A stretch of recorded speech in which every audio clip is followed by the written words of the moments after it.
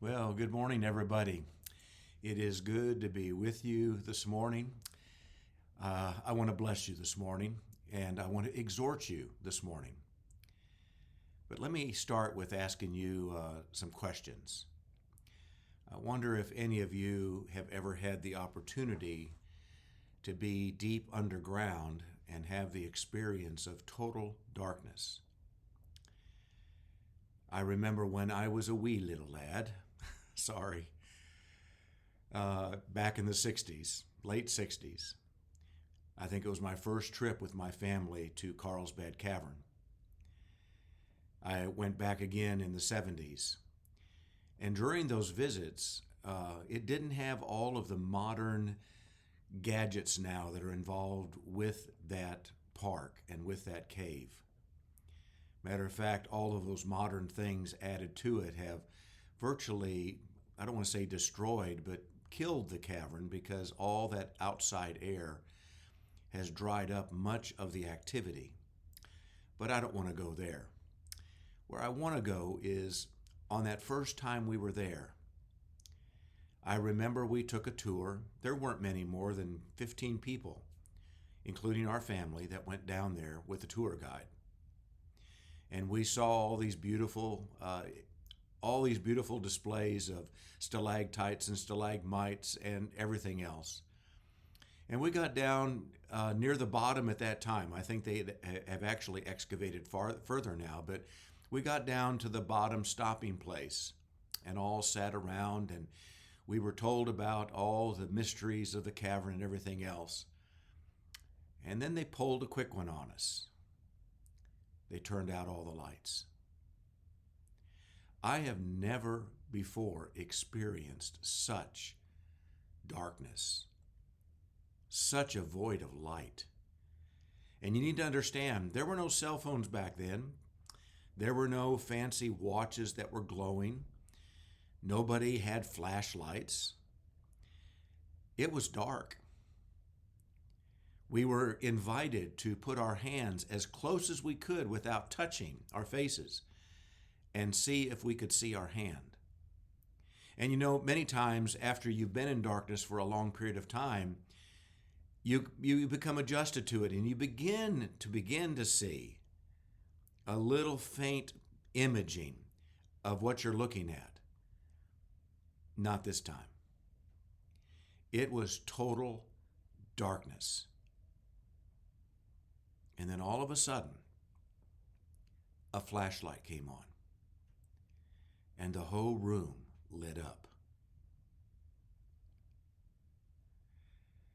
Not to overdo this, but many years later, in the 70s, early 70s, I went with two friends of mine. We were friends there at Texas A&M, and they loved spelunking.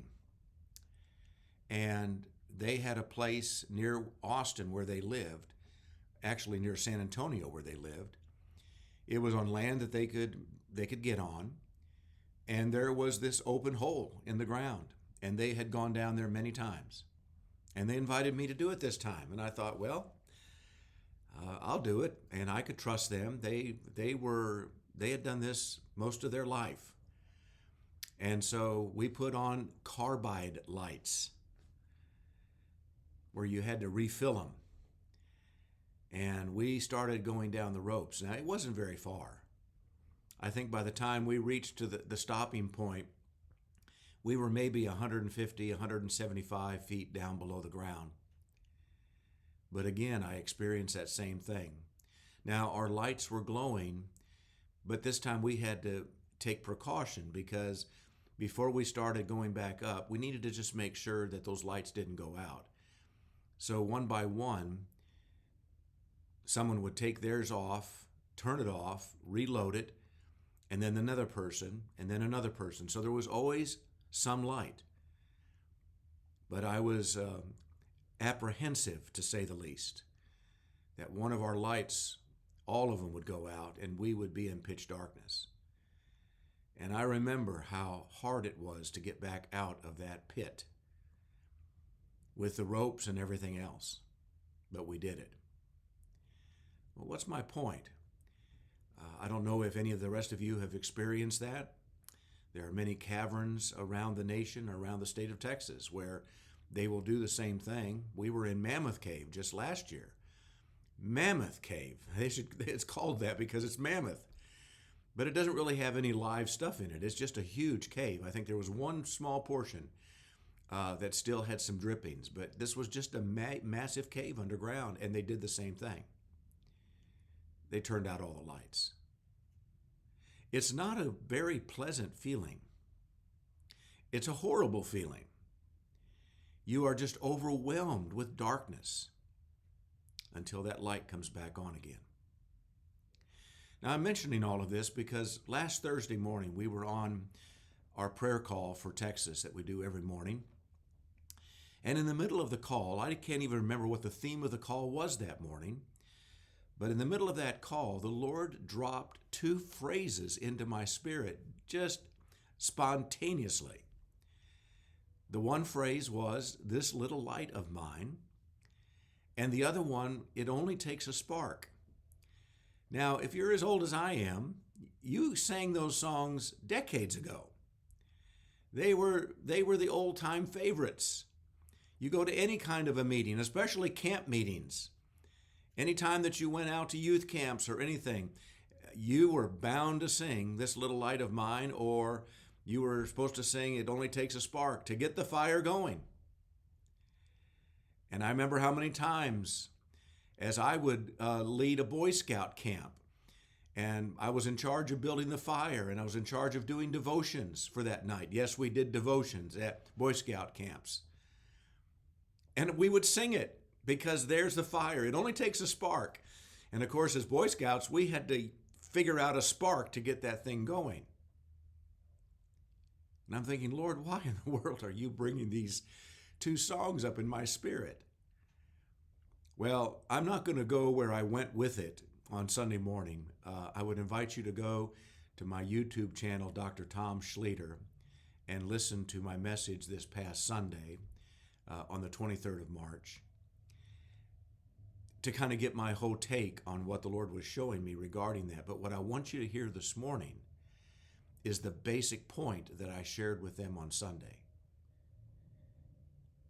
It only takes a spark. It only takes a little light.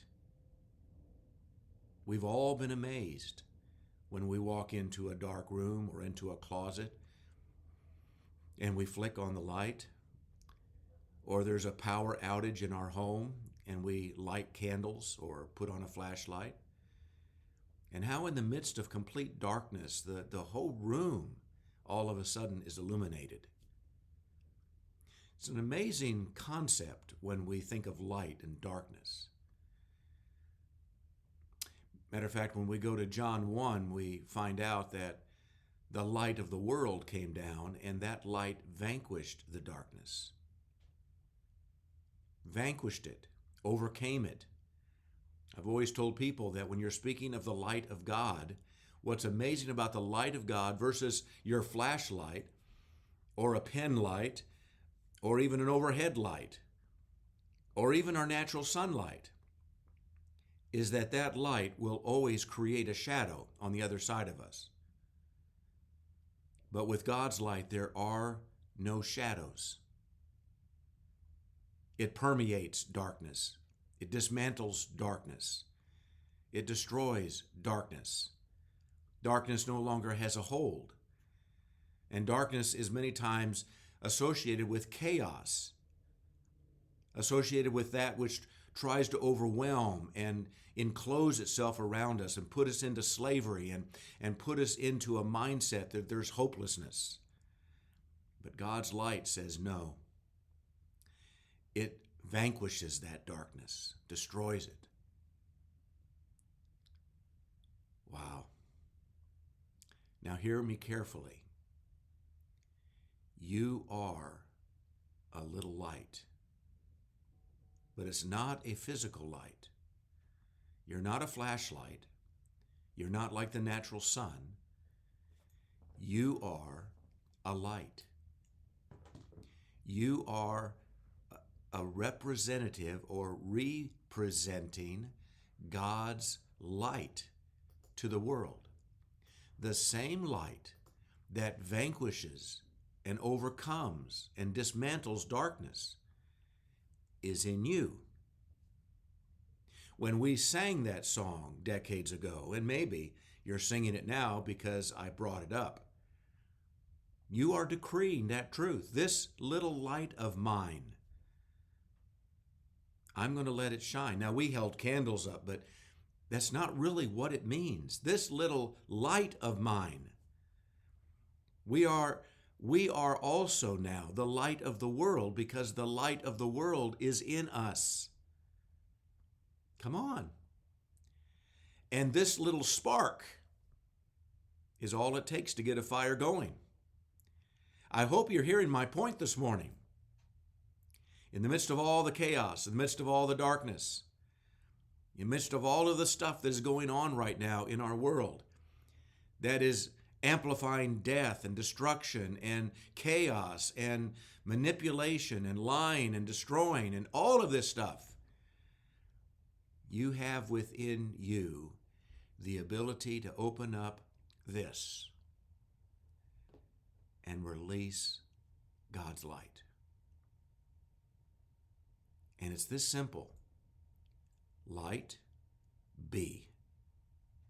That's basically what God spoke at creation when he said, "Let there be light." He was simply decreeing light be or life be. You can decree whatever needs to be decreed into the chaos and the darkness that surrounds you. Every one of you has to do this. This cannot be left up. You've heard me say this I don't know how many times now. Don't depend on the platform people. Don't depend on your pastor doing this. Don't depend on some other person that is qualified doing this. You are the one that decrees light and life because it is in you. It is in you. You hold the key. As I'm closing, let me finish with this quote from Dutch Sheets. I included it as an opening comment in my book, Tribunals, that I've referred to before. Listen to what he says, and I completely agree and confirm these words over you this morning. I want to honor the faithful intercessors and other frontliners who have worked diligently to see the purposes of Christ accomplished in America. Most of you are never paid a penny for your labors, never receive glowing introductions, and will never stand on a stage. You're the nameless, faceless heroes the prophets assured us were coming. Thank God you're here. Your best days are ahead of you. Following a prophetic word from Chuck Pierce, we formed another branding iron for the state of Texas. I've talked about branding irons here before. And this new one, the Lord said through Chuck, he was going to just download into me, and he did. And this is it right here. State of Texas with a lion holding a key. That's the position of our king over our state and over our nation. But he needs you and he needs me to be that little light, that spark that gets everything started. Go be a spark for the King. Amen.